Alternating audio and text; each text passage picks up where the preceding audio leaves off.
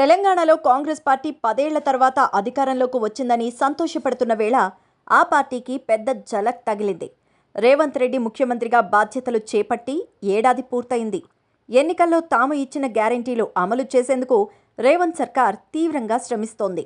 త్వరలోనే స్థానిక సంస్థల ఎన్నికలకు కూడా సిద్ధమవుతోంది.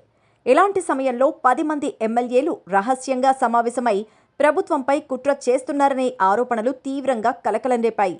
దీనిపై పీసీసీ అప్రమత్తమైంది. రహస్యంగా సమావేశమైన ఎమ్మెల్యేలతో చర్చలు జరుపుతోంది. అయితే పలు అంశాలను అధిష్టానం దృష్టికి తీసుకువెళ్లేందుకు ఆ ఎమ్మెల్యేలు సిద్ధమవుతున్నట్టు సమాచారం.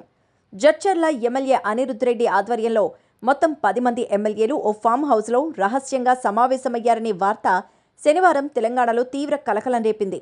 ఉమ్మడి మహబూబ్ నగర్, వరంగల్ జిల్లాలకు చెందిన ఎమ్మెల్యేలు ఈ భేటీకి హాజరైనట్టు తెలుస్తోంది. ముఖ్యంగా కేబినెట్లోని 2 మంత్రుల వ్యవహార శైలిపై వీళ్లకు తీవ్ర అభ్యంతరాలు ఉన్నట్టు తెలుస్తోంది.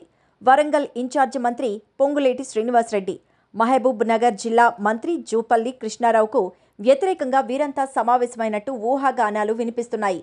ఆర్థిక మంత్రి మల్లు భట్టి విక్రమార్క పైన కూడా వీళ్ల అసంతృప్తితో ఉన్నారనే టాక్ వినిపిస్తోంది. ఏకపక్షంగా వ్యవహరిస్తున్నారనేది ఎమ్మెల్యేల ఆరోపణ. జిల్లాలో తమ పనులు జరగకుండా మంత్రులు అడ్డుపడుతున్నారని, నిధులు కేటాయించట్లేదని ఎమ్మెల్యేలు వాపోతున్నారు. అదే సమయంలో బీఆర్ఎస్ నేతలకు పనులు చేసి పెడుతున్నారని వీళ్లు ఆగ్రహంతో ఉన్నట్టు సమాచారం. దీనిపై ఎంపీ మల్లు రవి కూడా స్పందించారు. ఎమ్మెల్యేలు సమావేశమైన మాట వాస్తవమేనని, అయితే 10 మంది కాదని 8 మంది మాత్రమేనని వివరించారు. తమ పనులు జరగట్లేదని వాళ్లు బాధపడుతున్నట్టు మల్లు రవి వివరించారు. ఈ అంశంపై ఎమ్మెల్యే అనిరుద్ రెడ్డిని పీసీసీ చీఫ్ మహేష్ కుమార్ గౌడ్ వివరణ కోరినట్టు తెలుస్తోంది. ఏదైనా ఉంటే తన దృష్టికి కానీ, సీఎం రేవంత్ దృష్టికి కానీ తీసుకువెళ్లాలంటూ ఆయన సూచించినట్టు సమాచారం. ఏబీ వెంకటేశ్వరరావు పేరు తెలియని వారే ఉండరు.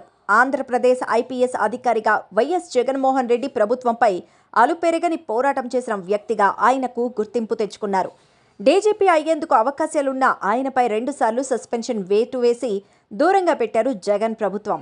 అయితే చివరకు సుప్రీంకోర్టులో ఆయనకు న్యాయం జరగడంతో డీజీపీ స్థాయి అధికారిగా ఆయన పదవీ విరమణ చేశారు. తెలుగుదేశం పార్టీకి అనుకూలంగా వ్యవహరించనే ఉద్దేశ్యంతోనే జగన్ ప్రభుత్వం ఏబీవీపై కక్షగట్టి వేధించిందనే ఆరోపణలున్నాయి. ఇప్పుడు టీడీపీ అధికారంలోకి రావడంతో ఏబీవీకి న్యాయం జరుగుతుందని అందరూ ఆశించారు. తెలుగుదేశం పార్టీ అధికారంలోకి వచ్చిన తర్వాత ఏబీ వెంకటేశ్వరరావుకు మంచి హోదా కలిగిన పదవి ఖాయమంటూ చాలా మంది భావించారు. అయితే ఆయనపై జగన్ ప్రభుత్వం కేసులు పెట్టడంతో వాటిని తొలగించడానికి చంద్రబాబు ప్రభుత్వానికి సమయం పట్టింది. ఇప్పుడు కేసులన్నీ తొలగిపోయాయి. సస్పెన్షన్ కాలాన్ని కూడా పరిగణలోకి తీసుకుని జీతాలు చెల్లించేందుకు ఆదేశాలిచ్చింది. అంతేకాక ఏబీ వెంకటేశ్వరరావును పోలీస్ హౌసింగ్ కార్పొరేషన్ చైర్మన్గా నియమిస్తూ ఉత్తర్వులు కూడా జారీ చేసింది. ఈ ఆదేశాలు చూశాక చాలా మంది తెలుగుదేశం పార్టీ కార్యకర్తలు ఆశ్చర్యపోయారు. వాస్తవానికి పోలింగ్ హౌసింగ్ కార్పొరేషన్కు పెద్దగా పనేమీ ఉండదు. గతంలో జగన్ అధికారంలో ఉన్నప్పుడు చిరంజీవి రెడ్డి అనే ఓ ఎంపీటీసీకి ఈ పదవిని కట్టబెట్టారు. దీన్ని బట్టి ఈ పదవి స్థాయి ఏంటో అర్థం చేసుకోవచ్చు. అలాంటి దాన్ని డీజీపీ స్థాయి అధికారిగా, రిటైర్డ్ అయిన సమర్థవంతమైన పోలీస్ అధికారిగా గుర్తింపు తెచ్చుకున్న ఏబీ వెంకటేశ్వరరావుకు ఇవ్వడాన్ని ఆయన సన్నిహితులు, టీడీపీ కార్యకర్తలు అస్సలు ఊహించలేదు. ఇదే సమయంలో ఏబీవీ సమకాలీకులైన ఆర్పీ ఠాకూర్ను ప్రభుత్వ సలహాదారుగా నియమిస్తూ ఆదేశాలు కూడా ఇచ్చారు.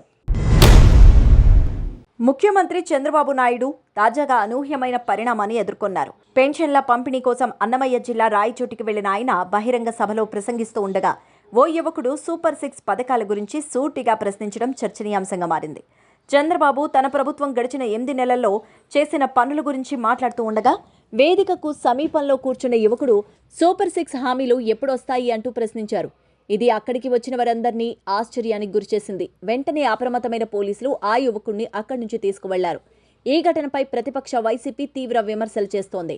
ఎన్నికల ముందు కూటమి నాయకులు ఇచ్చిన హామీలు అమలు కాకుండా ఉన్నాయని, 8 నెలల పాలనలో ప్రజలు విసిగిపోయారని వారు ఆరోపిస్తున్నారు. ముఖ్యంగా చంద్రబాబు నాయుడు ఇచ్చిన సూపర్ 6 పథకాలు ఇప్పటివరకు అమలుకు రాకపోవడంపై నిరసనలు పెరుగుతున్నాయి. ఈ నేపథ్యంలో ఓ యువకుడు ముఖ్యమంత్రి సభలోనే ప్రశ్నించడం పెద్ద చర్చకు దారితీస్తోంది. ముఖ్యంగా మహిళలకు నెలకు 1500 రూపాయలు అందించాలన్న మాట ఇంకా నెరవేరకపోవడంతో దీనిపై తీవ్ర అసంతృప్తి వ్యక్తమవుతోంది. అదేవిధంగా తల్లికి వందనం, అన్నదాత సుఖీభవ, ఉచిత బస్సు ప్రయాణం వంటి పథకాలు కూడా ఏమయ్యాయనే ప్రశ్నలు ప్రతిపక్షం నుంచి వస్తూనే ఉన్నాయి. మరోవైపు రైతుల సమస్యలు, విద్యార్థుల ఫీజు బకాయిలపై కూడా ఆందోళనలు పెరుగుతున్నాయి.